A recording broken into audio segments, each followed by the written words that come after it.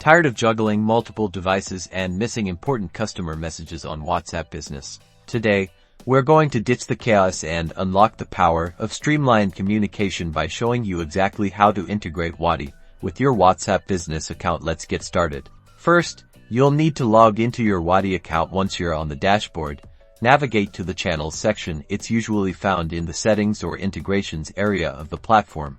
Find and select WhatsApp Business from the list of channels. This will initiate the integration process. Now, follow the on-screen prompts. Wati will guide you through the necessary steps to connect your WhatsApp Business account. This includes providing your WhatsApp Business API details. This usually involves a phone number and potentially an API key provided by Meta.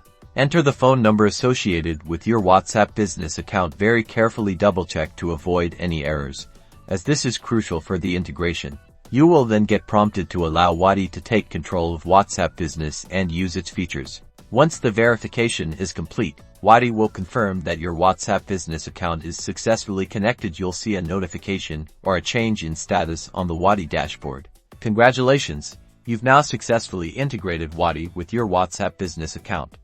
You can now start exploring Wati's features, such as automated responses, multi-agent support, and API integrations, to enhance your customer communication and streamline your workflows.